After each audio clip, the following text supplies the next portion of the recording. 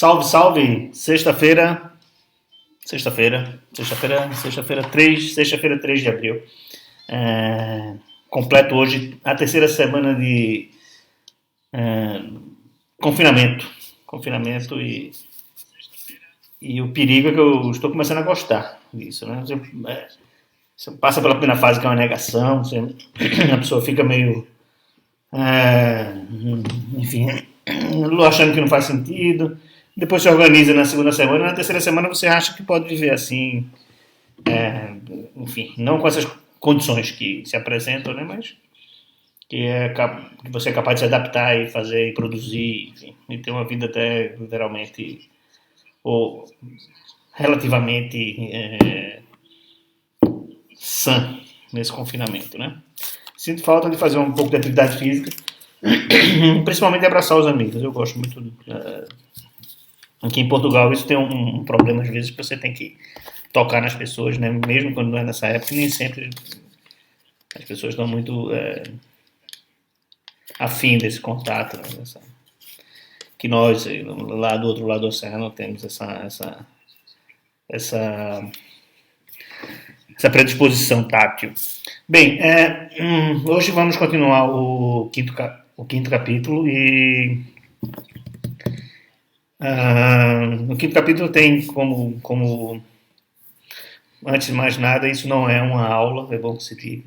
Fico falando assim profissionalmente e tal, mas entenda isso mais como se fosse uma terapia. Eu estou tentando lembrar meus terapeutas aí que entra eventualmente, passa um minuto e sai, do que se trata, né? Então, o quinto capítulo é uma forma de começar a dramatizar a ação deles, né? Que estava muito poética, né? Eles estavam entrando nos cantos, se divertindo, fazendo orgias e, enfim, ganhando a vida nisso, mas a vida tem a sua realidade, né? Então a primeira realidade é que um deles, que é o nerd, se apresenta doente e o capítulo é dedicado a isso. E o sintoma já foi escrito até agora, que ele andava meio hipocondríaco, e agora a gente vai perceber onde é que ele sente o sintoma pela primeira vez, e isso vai acontecer no apartamento de um político da extrema-direita, que antigamente seria muito distópico, inclusive falar nisso aqui em Portugal, mas nessa atual casa legislativa há um político de direita, de extrema-direita, né, ou de direita, um pezinho na extrema-direita, mas enfim. E qualquer semelhança, mera coincidência, não é a casa do tal político, né? Passa aqui em Portugal a história, passa em Lisboa, mas não é a casa do tal político. Enfim, digo isso que nem tente me processar. Então, vamos para a página aqui, vou colocar o som do nosso amigo Walter Areia. Estou esperando outros amigos músicos senão vou provocar nesse final de semana que me envie alguma sugestão aí de trilha para que a gente use aqui. Nada contra, viu, Walter? Mas que é para a gente também democratizar esse processo. Falou? Daqui a 2 segundos estamos de volta. Ops.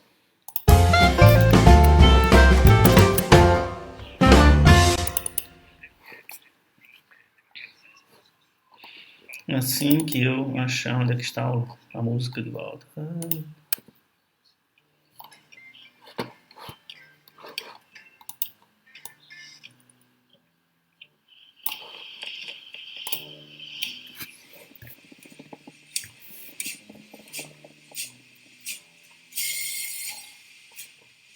Onde eu acabei com a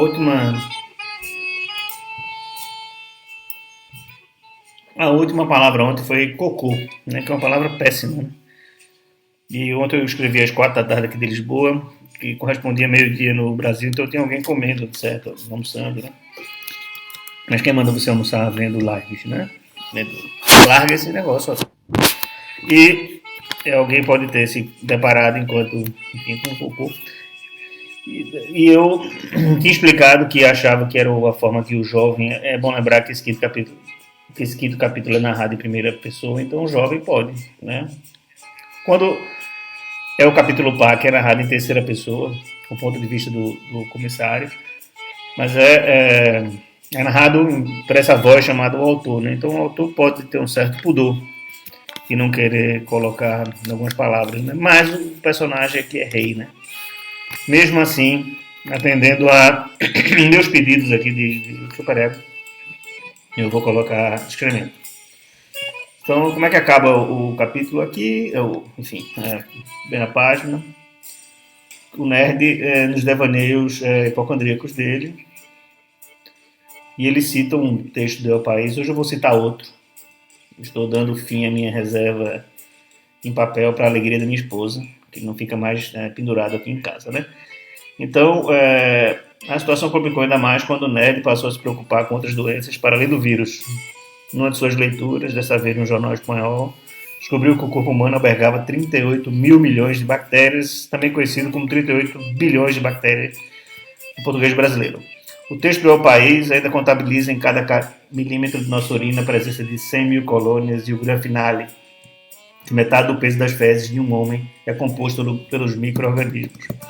Não sei se foi decorrência desses dados escatológicos, mas certa vez flagrei-o a mirar a sanita como se calculasse mentalmente o peso do próprio excremento. E até hoje não sei se a sanita é o nome que se dá mesmo. A sanita retreta, enfim. Depois eu vejo. Se houver alguma dúvida, assim, tem que citar o jornal. Não. 99% dos autores tiram alguma coisa, né? Uma parte cita, outra não. Mas eu tenho esse pudor, né? Ainda mais ontem saiu uma, um apelo aqui dos jornais em Portugal para que não se pirateasse a notícia, então, tá certo, né? O trecho hoje que eu vou usar é bem pequenininho, muito pequenininho mesmo, não sei se aparece, deixa eu ver aqui. Mas o que acontece? É uma frase só. Disse James Joyce: se não podemos trocar de país, troquemos de tema, né? Também é do meu país e, obviamente, eu não vou citar o jornal, né, porque a frase é de James Joyce e eu queria ficar com usar essa frase porque a Ruiva é quem vai dominar uma parte desse capítulo agora, porque a Ruiva é prostituta, e é prostituta para pagar o curso de ciência política dela, e ela é tem um viés de esquerda, e ela vai sentir todo o prazer do mundo em invadir o apartamento desse político de extrema direita. Foi insistência dela fazer isso, e é como que a gente vai entrar no apartamento agora. E é lá nesse apartamento que que o nerd começará a sentir os primeiros sintomas. Estou dando um tempinho aqui só para senão fica frio, depois fica péssimo, né? Vamos lá. Então, até agora aqui em cima foi caracterizado o início da crise hipocondríaca do cara, mas ele tinha falsos sintomas, né? Mas do falso sintoma para o sintoma.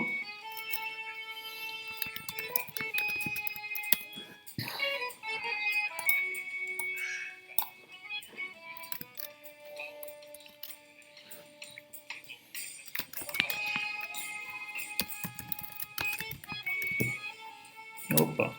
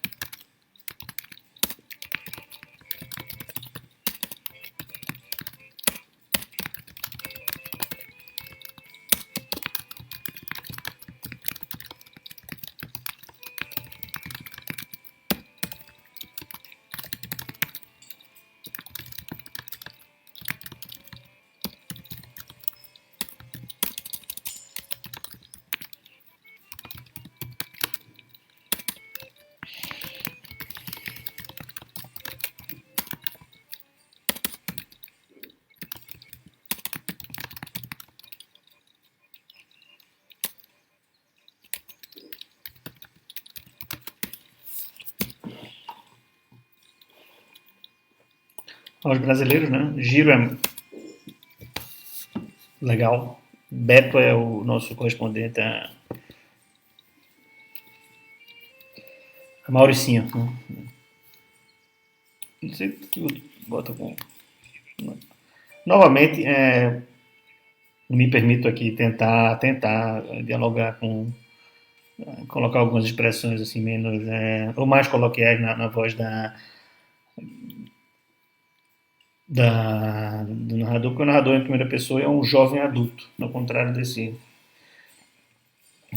velho adulto que os fala aqui. Então, é, isso depois, é claro, obviamente pode soar falso, mas a primeira vez que se escreve, né, tenta se deixar já de uma forma mais perto do fim do que se pode, que é possível, mas depois a tendência é voltar e limar essas isso não, isso não é motivo para que se interrompa o fluxo, né? Como eu acabei de fazer aqui ao tentar explicar isso, né? Não sei se beta com B maiúsculo ou minúsculo, depois eu vejo aí. Nem sei se usa barra beta. Não sei de nada.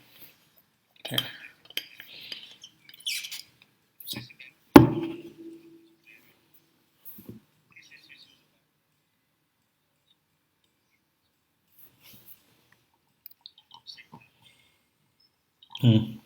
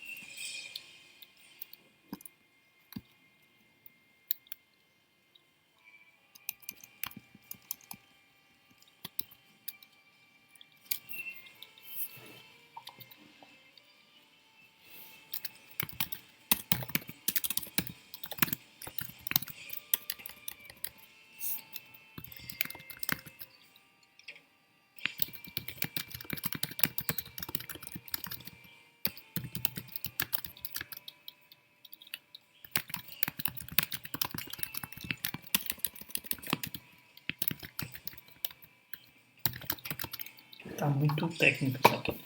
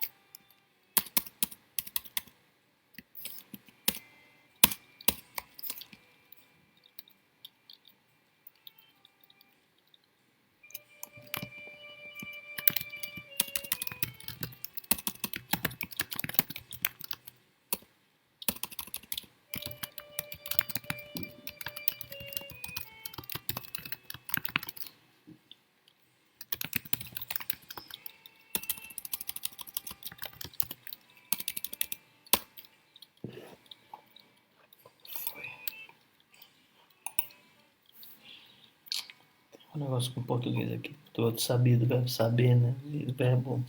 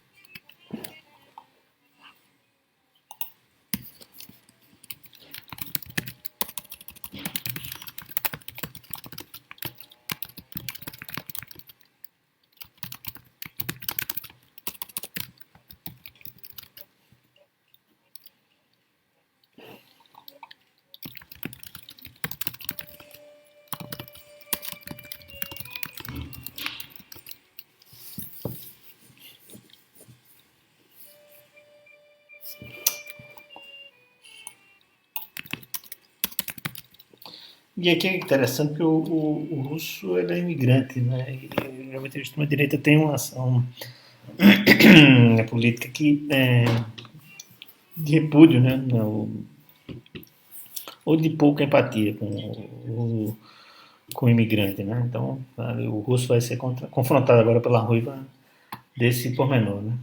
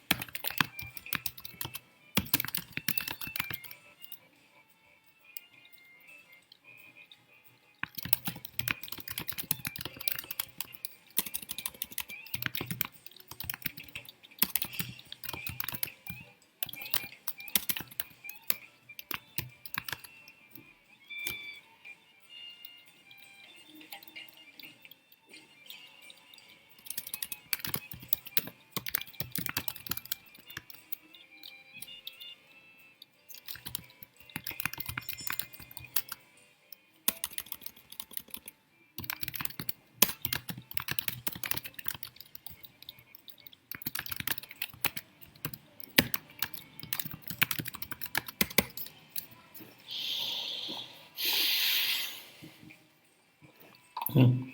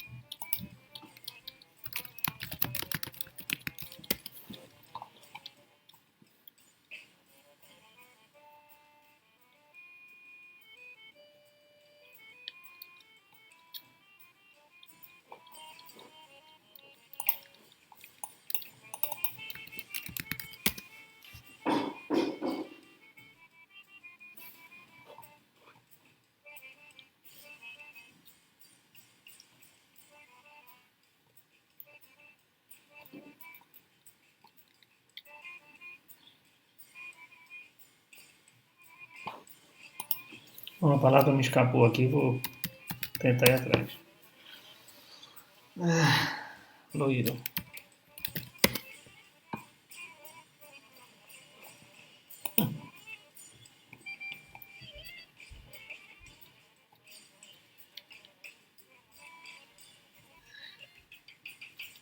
Escandinavo.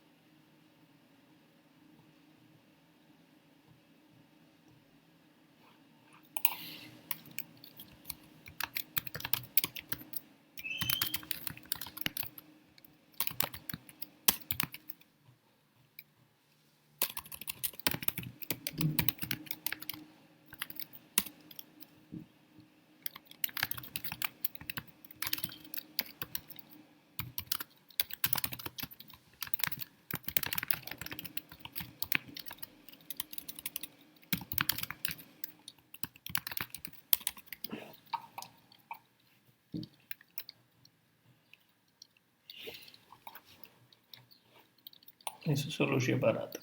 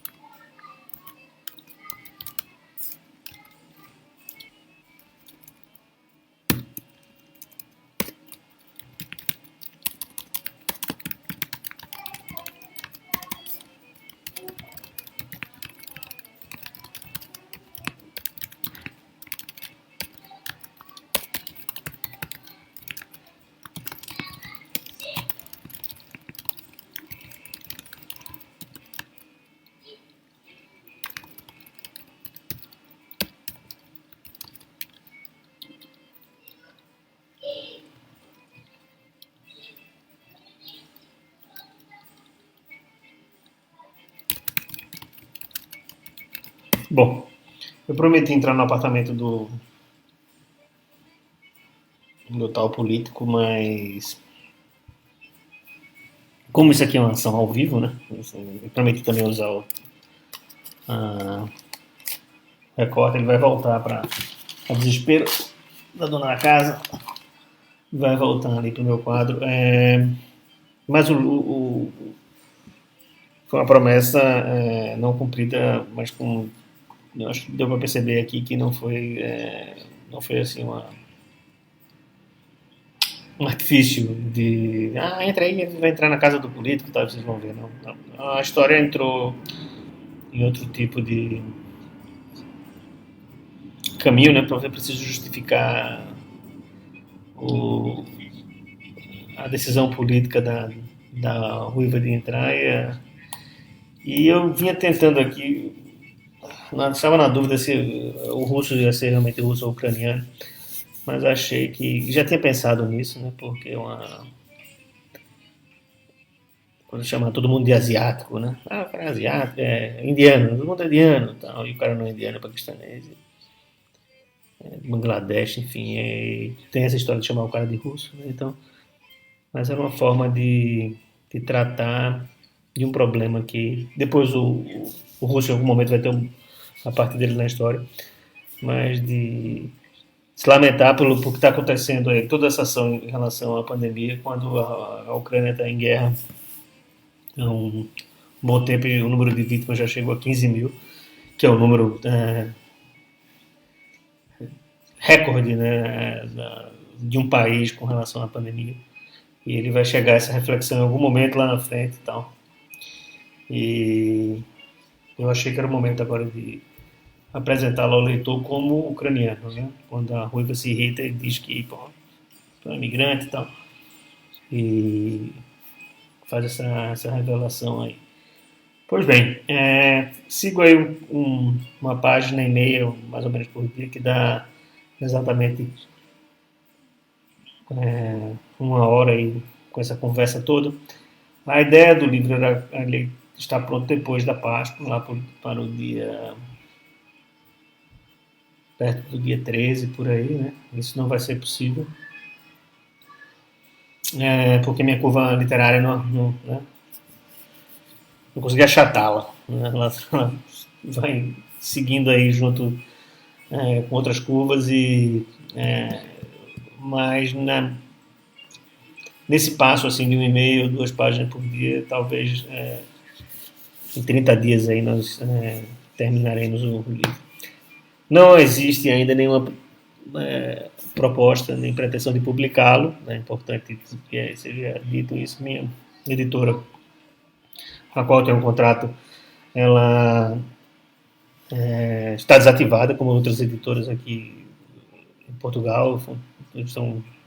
Entraram num período de hibernação e por isso ela gentilmente, conforme reza o contrato, me liberou para procurar outros editores. É o que eu vou tentar fazer, né? Ver se alguma esteja interessada em abraçar a causa e publicar um livro que é certo que talvez ninguém queira ler sobre a pandemia depois da pandemia, mas que chegar um momento que isso pode ser também encarado como um registro, né? E desse projeto também, que é um projeto de um livro sobre a quarentena, sobre a pandemia, escrito dentro da pandemia, utilizando um recurso que é o recurso mais comum durante essa pandemia, que é o live streaming.